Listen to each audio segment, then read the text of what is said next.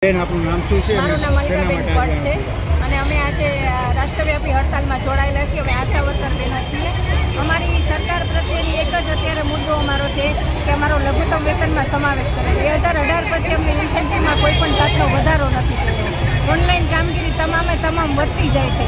કોઈ કામના અમારા કલાકો નક્કી નથી. ગમે ત્યારે અમને બોલાવે છે અને સરકારને ડિજિટલ કામગીરી કરાવી છે પણ કોઈ એનું વળતર અમને આપવું નથી. PMMDYના ફોર્મ અમે જે 2 વર્ષથી ભરીએ છીએ, 2 વર્ષથી એનું અમને વેતન નથી આવ્યું અને તોય ટાર્ગેટ તો અમારે પૂરો કરવાનો જ રહે. અવારનવાર નોટિસ આપવામાં આવે, ધમકી આપવામાં આવે, છૂટા કરવામાં આવે અને એક કોર્પોરેશનમાં ખાસ મને એક જ નથી સમજાતું કે દર વર્ષે ઓગસ્ટ મહિનો આવે ને એટલે ગ્રાન્ટ ઘટે એટલે અમને પૂરેપૂરું ઇન્સેન્ટિવ મળે નહીં. અમારો ઇન્સેન્ટિવ ઉપર જ અમારા આશા વર્કર બહેનો કામ કરે છે તો ઇન્સેન્ટિવમાં કાયમ અમારી ગ્રાન્ટ કેમ ઘટે? જ્યારે તમારા કોઈ કામ હોય, સરકારના કોઈ કામ હોય ત્યારે તો તમારી કોઈ ગ્રાન્ટ ઘટતી નથી. આશાને આપવામાં આવે તો કે ગ્રાન્ટ ઘટે.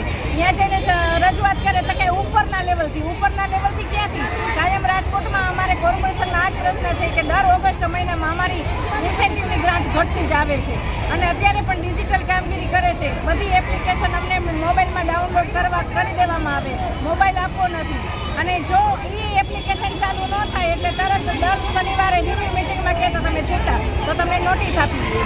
પણ એ એપ્લિકેશનની અમને કોઈ પણ જાતની ટ્રેનિંગ આપવામાં નથી આવતી. અત્યારે દરેક રાજ્યમાં દરેક જગ્યાએ આશા વર્કર અત્યારે આ ધરણાઓ દેશવ્યાપી હડતાલમાં જોડાયેલા છે. અમારી સાથે મજદૂર પણ છે, કિસાન પણ છે, આંગણવાડી હેલ્પર છે, વર્કર છે, આશા વર્કર છે, બેંકવાળા છે, બધા જ અમે આ જોડાયેલા છીએ. અમારો એક જ મુદ્દો છે કે લઘુત્તમ વેતનમાં અમારો સમાવેશ કરે અને આશા વર્કરનું બને ત્યાં સુધી કામનું ભારણ ઓછું કરે ને શોષણ બંધ કરે. બસ આટલી જ અમારી માંગ છે. 16 તારીખે જે ગુજરાતનું બજેટ છે એમાં અમારો સમાવેશ કરે.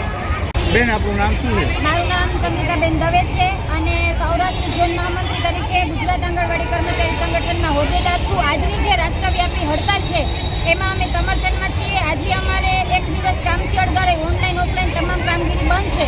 અમારો મુખ્ય અમારું જે હેતુ છે એ છે કે જે હાઈકોર્ટે ચુકાદો આપેલો છે કે આંગણવાડી વર્કરને 24,800 અને હેલ્પરને 20,300 ચૂકવવાના છે, એ વાતને આજે 6 માસ પૂર્ણ થયા છતાં સરકાર તરફથી કોઈ પણ પ્રકારની જાહેરાત કરેલ નથી.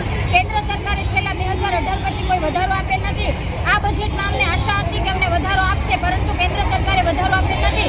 તો આના પછી 17 તારીખે જે રાજ્ય સરકારનું બજેટ છે, રાજ્ય સરકારે 2022 પછી કોઈ વધારો આપેલ નથી. તો અમે આશા રાખીએ કે રાજ્ય સરકાર અમને જે હાઈકોર્ટનો ચુકાદો છે એનું પાલન કરે, લઘુત્તમ વેતનમાં અમારો સમાવેશ કરે. જે સરકારી કર્મચારીઓ કામ નથી કરીને આપતા એટલું આંગણવાડી વર્કર હેલ્પર કામ કરીને આપે છે.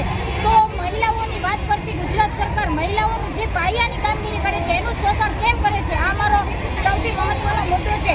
દિવસે ને દિવસે કામગીરીનું ભારણ વધતું જાય છે.